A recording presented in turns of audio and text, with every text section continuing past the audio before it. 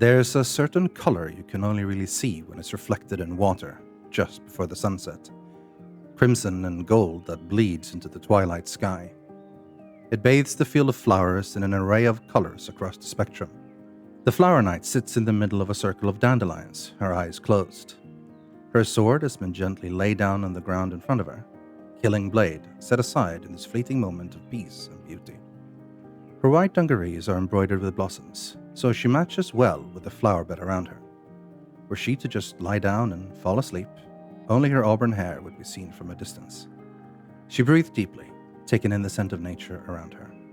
Small insects and bees flutter their wings and buzz around her, but leave her alone. This is nice, she says to herself. After a few more minutes, she sighs and stands up. Oh well, duty calls. She glances around the beautiful glade, looking for something specific. Slowly and carefully, she begins to pick the dandelions around her. Flowers for a flower knight. Kirsty? How's the flower picking going? The voice comes from behind her, and she doesn't bother to turn around before she responds. It's her new traveling companion, the entire reason she's out here. I prefer the term foraging, and I'm almost done. How many do you want? Not too many. We don't want to overpower the taste of the vegetables and the spices. Not that I think you were going to, but don't take so many, it's not going to regrow. Just in case you're a totally different person than I thought you were. Oh, God, no, absolutely not. She looks at the 12 dandelions in her hand. Should be more than enough. Okay, I'm coming back. How's the soup coming along, Briony? Not bad, I think. It's bubbling away all menacingly. Double, double toil and trouble, fire burn and cauldron bubble. I promise there's no magic in it, though. Just regular old cooking. Vegetables, spices, flowers. That's it. Well, now it has flowers.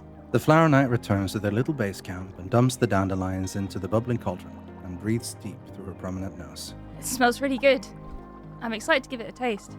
And just so you know, I'm happy to do some cooking as well. You don't have to pay me in both emeralds and meals every day. No, that's okay. I really like cooking. Oh, but if you like it too, we can always take turns, I guess. We can swap.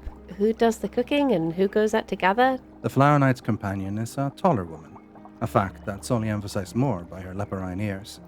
Her long brown hair falls down well past her shoulders, framing her cheerful, smiling face. She's a druid, or a witch, or a green wizard. It all depends on who you ask. Troublemaker, some say. Okay. Should just be another 10 minutes or so. Briony looks up from her work to study her new guardian. Everything all good on your scouting/foraging trip? Yeah, didn't really see much trouble. I think as long as we're inside four walls and a roof after dusk, we should be fine.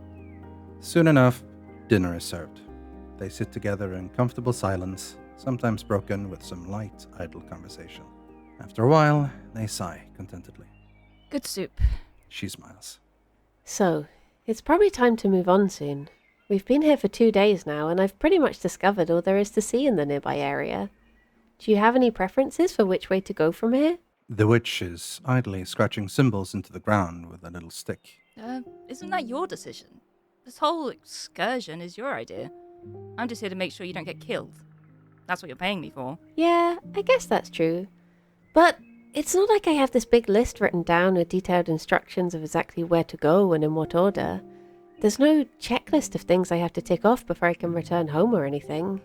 It's a little bit fuzzier than that. So I'm happy to go wherever you want to go. Well, northeast of here is a really nice looking valley, right between two mountains. Or hills. I guess I don't really know the difference between the two. It's not like I've measured exactly how tall they are. Anyway, it looks nice, and I think there's probably plenty of unique flora and fauna there, so maybe go in that direction? The witch immediately bursts into a big smile. Okay, that sounds lovely. Let's go first thing in the morning. Can we maybe not go first thing in the morning? Why do you always get up so early? Well, otherwise we're wasting daylight. We can't really do much traveling or exploring when it's night time. So? Okay, fine. Just maybe can we meet in the middle between when you normally wake up and when I wake up? A compromise? I guess that's fair. Decision made. Night approaches. If they hadn't been asleep, and if they had been watching the stars, they would have seen a searing streak of light in the sky before they heard the sound. It was like someone had taken a knife and cut open the star-dotted fabric of the night to reveal the golden light hiding underneath. But they hear the sound. It's near deafening, a roar like thunder, and then an earth-shaking boom that rattles the ground below them. The shockwave almost knocks them out of their beds. What the heck was that? An earthquake? Briony sits up straight in her bed, the look in her eyes more curiosity than wariness. I don't know, but we should probably check it out. Kirsty reaches for her sword and bow, never too far away from her at any point. Was that like a meteor? Maybe an explosion? Is it a monster? Maybe one of those things that floats around and shoots fireballs. I think it's best if we just go and see. It could be dangerous. We might have to move camp or, I don't know, something. The forest gives way to a clearing that wasn't there before. An impact crater. A jagged, raw circle of scorched earth, surrounded by the shattered remains of oak trees. The edges of it glow slightly, as if the heat hasn't quite dissipated yet. At the center of the crater is an egg, black and purple in color, massive in size. It's cracked open, and inside is a man.